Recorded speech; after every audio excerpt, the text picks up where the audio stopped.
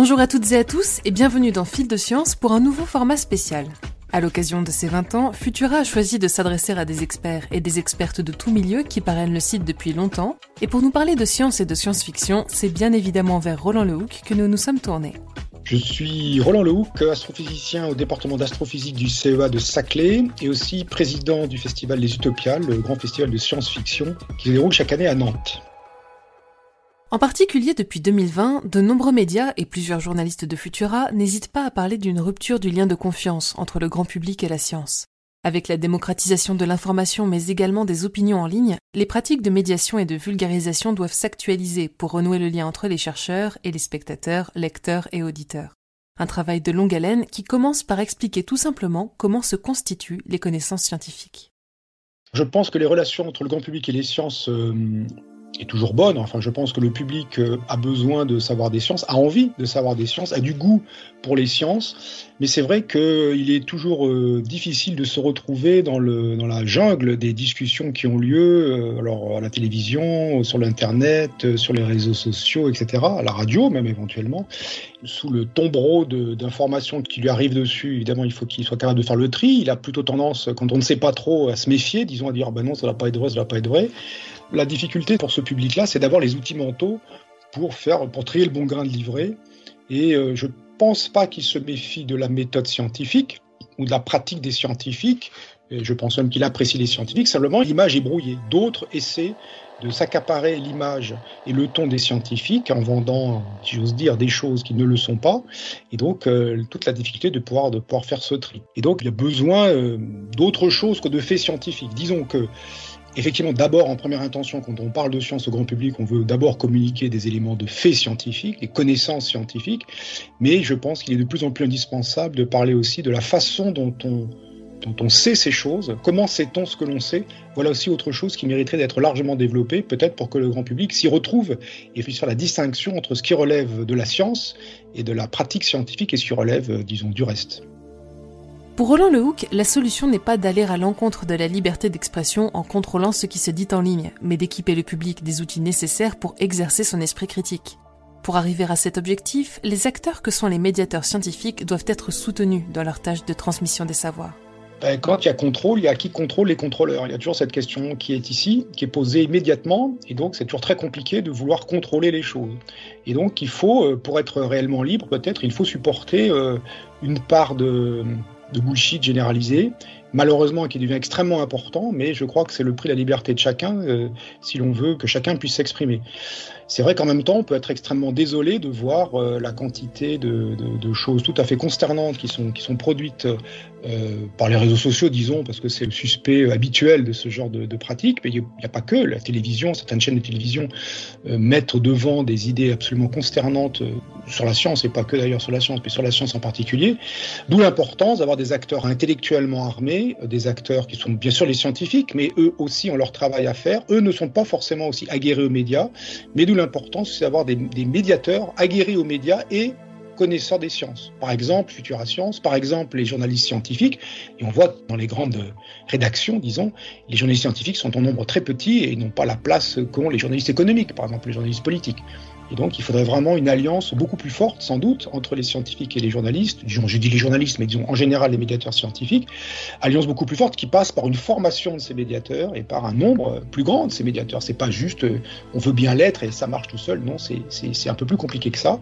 Vous devez le savoir à Futura Science, évidemment, comme grand média de science, vecteur de science. Et donc, voilà, on peut espérer qu'il y ait comme ça une sorte d'alliance objective entre les scientifiques et les médiateurs de sciences en général. Ça peut être aussi dans les CCSTI, dans les centres de culture scientifique, technique, industrielle, disons dans les musées scientifiques, on peut dire comme ça, dans les associations, chez les enseignants. Mais l'enseignement prend aussi des coups terribles de la part de son ministère. Au final, on voit que c'est peut-être plus généralement au-delà du discours scientifique, c'est plus vraiment la parole publique sensée, quelle qu'elle soit, quel que soit son objet, qui est attaqué de mille façons par des hordes hurlantes qui, au bénéfice du bruit, noient le discours sensé, le discours raisonné, le discours réfléchi, le discours qui prend du temps et qui est compliqué à comprendre et qui le noie sous un tombereau qui du coup, fait perdre pied à celui qui n'est pas aguerri. Pour amener le public à se questionner sur le monde et à exercer lui-même la méthode scientifique, Roland Lehoucq a trouvé une alliée formidable en la science-fiction. un genre qui a pris son essor en même temps que la science populaire durant le 19e siècle, avec des œuvres aussi iconiques que Frankenstein, 20 milieux sous les mers ou La guerre des mondes, et qui comporte de nombreux avantages pour le médiateur. J'utilise beaucoup la science-fiction pour parler de science et pratiquer les sciences. Alors parler de science, ça tombe sous le sens. Science-fiction, il y a le mot science dedans, et du coup, il y a des éléments techniques, scientifiques dans les œuvres de science-fiction littéraire, cinématographique. J'utilise plus volontiers le cinéma parce que c'est un support qui est plus connu. Mais la littérature regorge d'œuvres absolument géniales pour faire la même chose. Et donc, du coup, ce qui tombe sous le sens, c'est de se dire, en gros, est-ce que ça marche, est-ce que ça marche pas, faire une sorte de critique de l'œuvre à l'aune de la science. Alors, ça n'a pas vraiment d'intérêt. On peut le faire au passage, bien sûr, mais à mon sens, ce n'est pas ça le point intéressant. D'abord parce que ces œuvres sont de la science-fiction, c'est explicitement de la fiction, et donc c'est d'une certaine façon une sorte de mensonge, un contrat entre l'auteur, l'autrice, le lecteur, la lectrice, ou le spectateur, spectatrice, de sorte qu'on rentre dans ce monde. Et donc, c'est pas tellement intéressant de dire si ça marche ou si ça marche pas, ce qui compte, c'est est-ce que l'histoire est plaisante, divertissante, éventuellement fait poser des questions. La deuxième chose que l'on peut faire, c'est mener une enquête scientifique sur ces mondes, c'est-à-dire essayer de déterminer de l'information qui n'y est pas explicitement donnée. Par exemple, une de mes enquêtes favorites, et puis favorite du public maintenant, c'est quelle est la puissance d'un sabre laser ? Un sabre laser, combien de watts ? Bon, la réponse n'est donnée dans aucune œuvre de Star Wars. Et si on veut la réponse, c'est une question légitime après tout, eh bien il faut mener soi-même l'enquête et essayer de trouver une valeur plausible au regard de ce que l'on sait de la science d'ici et maintenant et de ce que l'on voit du film.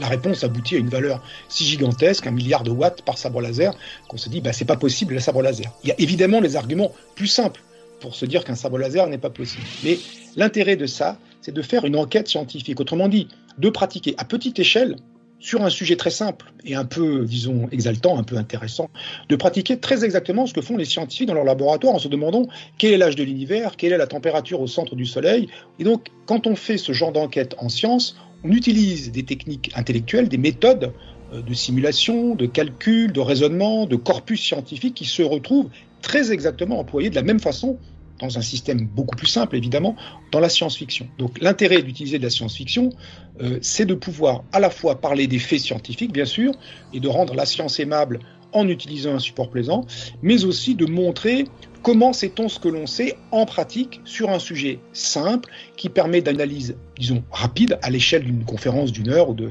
quelques dizaines de minutes pour un public éventuellement non aguerri en sciences, alors que si on devait expliquer au public comment sait-on que l'âge de l'univers est 13,83 milliards d'années ?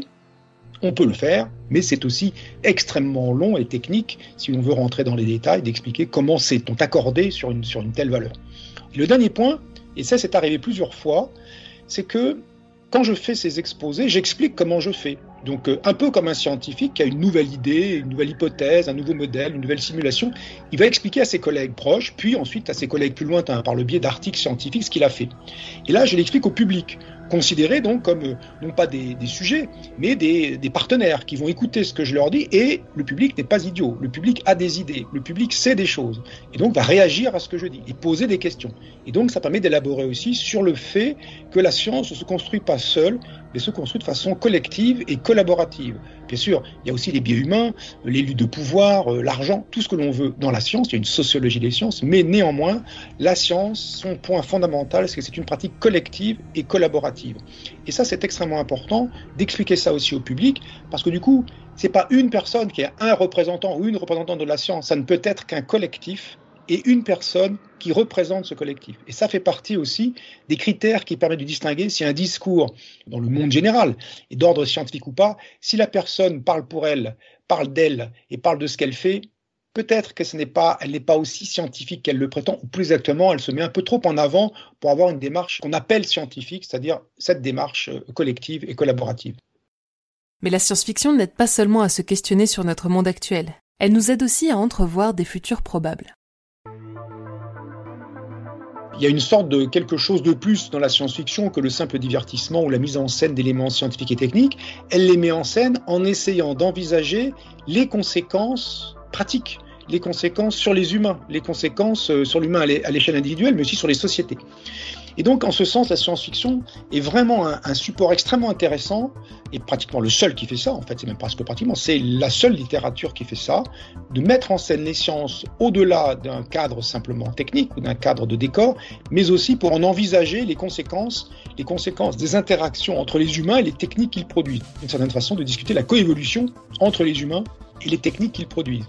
Et donc, la science-fiction ne tombe pas toujours juste du point de vue technique, elle peut imaginer des choses qui ne se présentent pas comme ça du point de vue technique. Quand elles arrivent dans le réel, parfois elles tombent juste, mais pas toujours, mais elles posent souvent de très bonnes questions. Par exemple, si l'on prend Neuromancien de William Gibson, un ouvrage très emblématique du moment de la mouvance qu'on appelle cyberpunk, Neuromancien, il y a des choses qui ressemblent à ce qu'on pourrait appeler l'Internet actuellement, mais qui ne s'appelle pas l'Internet, ça s'appelle cyberespace, et il y a des éléments et des conséquences de l'omniprésence de la technique dans le monde capitaliste dans lequel nous sommes, dans le monde consumériste dans lequel nous sommes, et qui ressemble exactement à ce qui se passe en pratique. Ça veut dire, on appelle ça maintenant ubérisation du travail, nouvelle tribalité, enfin fractionnement de la classe sociale, hyper-pouvoir de grosses corporations, disons. Ces choses-là, qui se produisent dans notre monde réel, ont été imaginées déjà par William Gibson dans Neuromancien, et du coup, c'est pas tant l'objet technique qu'il a mis en scène, qui ne s'est pas produit exactement comme il l'a décrit, mais ce qui est intéressant, c'est la question que ça a soulevée. Ce que l'on peut ajouter sur la science-fiction, c'est qu'elle ne cherche pas à prédire le futur, en fait. La science-fiction, c'est pas de la prospective ou de la futurologie. La science-fiction, c'est de la science-fiction. Elle pose un futur a priori et elle le fait tourner. Elle l'imagine, elle simule. Quand les auteurs de science-fiction tombent juste, bien joué, d'une certaine façon, ils ont bien réfléchi, ils ont bien anticipé, ils sont malins, ils se documentent, ils réfléchissent, ils ont des idées, évidemment. Mais je crois que leur but, c'est pas de tomber juste. Leur but, c'est de simuler des mondes et de montrer ce que serait le monde si telle et telle chose se produisait. Et c'est cette expérience de pensée qui est intéressante. Et même si la chose qui est annoncée ne se produit pas, ça n'est pas grave, parce que la question posée, elle reste importante, elle reste cruciale, indépendamment finalement du contexte technique dans lequel l'a placé l'auteur. Donc Barjavel inventant des montagnes de viande artificielle sur lesquelles viendraient se nourrir les humains, ça ressemble un peu à cette espèce de viande artificielle qu'on nous promet et qui peut-être remplacera notre nourriture. Mais bon, ça pose plein de questions. Pourquoi on se nourrirait de viande? Faut-il vraiment de la viande artificielle? Est-ce éthique de tuer littéralement des milliards d'animaux dans le monde pour simplement se nourrir? Est-ce qu'on pourrait pas se contenter d'un peu moins?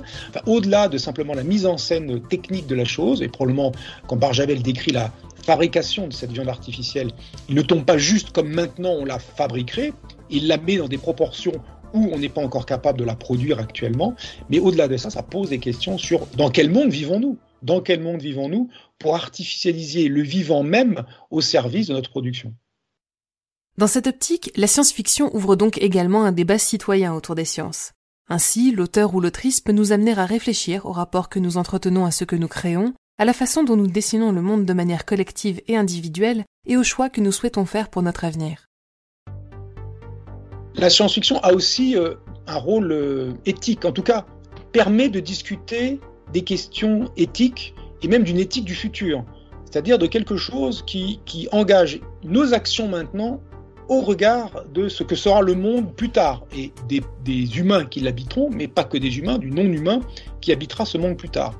Et donc cette question de la science-fiction vue comme une éthique du futur, il y a un auteur, un universitaire français qui s'appelle Yannick Rumpala, qu'il a beaucoup développé dans un ouvrage extrêmement intéressant dont je recommande vivement la lecture, qui s'appelle « Hors des décombres du monde ». Lui qui est un spécialiste de l'action publique, notamment des politiques environnementales, comme enseignant-chercheur à l'Université Côte d'Azur, eh bien, il discute des questions que la science-fiction permet d'évoquer, de traiter même peut-être, sans apporter de solution, malheureusement, mais ce n'est pas grave, elle permet de poser la question et d'envisager les conséquences de nos actions présentes, de les discuter et de les placer dans un cadre éthique et même d'éthique du futur. Et qui n'est pas seulement une éthique pour être responsable de ceux qui nous suivront, mais aussi, quand on pense actuellement au réchauffement climatique en cours, une éthique qui nous rend responsables de garder l'habitabilité même de notre planète. Donc bien au-delà des questions qui nous lient aux humains du futur qui ne sont pas encore advenus. Du dialogue à la mise en œuvre de solutions concrètes, il n'y a qu'un pas. Et petit à petit, les collaborations entre créateurs de science-fiction et scientifiques pourraient être amenées à fleurir. Les collaborations entre auteurs de science-fiction et scientifiques, pour celles que je connais, sont essentiellement des collaborations où les scientifiques nourrissent l'imaginaire des auteurs de science-fiction, répondent à leurs questions. Et vous avez sans doute entendu parler de cette initiative de la Défense qui a utilisé quelques auteurs de science-fiction, des illustrateurs, des designers, dans une équipe qui s'appelle Red Team, dont l'idée était de nourrir la réflexion de la défense par des réflexions de science-fiction. On pourrait imaginer, je l'appelle de mes voeux, que la même chose se produise dans tous les compartiments de la vie sociale et politique. et notamment dans la partie écologique. Après tout, il y a des écofictions, des auteurs de science-fiction ont décrit des futurs, certains dystopiques, d'autres pas tout à fait désirables, mais vivables, au sens on peut y vivre, mais c'est difficile, et surtout c'est différent du présent, et qui tiennent compte explicitement des contraintes climatiques et environnementales, énergétiques, matérielles. Et donc, on ne peut qu'appeler de nos voeux que des auteurs de science-fiction réfléchissent à la médecine du futur, réfléchissent au travail du futur, réfléchissent à ce que va être notre vie dans un monde contraint par des contingences climatiques pour partie et par les conséquences de nos actions sur le climat pour une grande partie aussi. Donc effectivement, on pourrait appeler à ce que la science-fiction soit un plus large laboratoire de pensée, un laboratoire de pensée politique, d'action vraiment sur le monde, de mise en scène du monde, pour essayer de finalement séparer les choses que l'on trouve souhaitables, des choses que l'on veut éviter, et du coup tracer une voie que la science-fiction ne trace jamais, mais tracer une voie ensuite politique et sociale pour atteindre les futurs, disons, désirables, enfin en tout cas ceux qui sont souhaitables, et évincer ceux qui ne le sont pas. Il faut penser le futur parce que sinon d'autres le penseront à votre place et l'investiront à votre place, et ça sera leur futur plutôt que le vôtre. Pour ne pas manquer nos interviews experts ainsi que le reste de nos actualités, abonnez-vous à Fil de Science et à nos autres podcasts.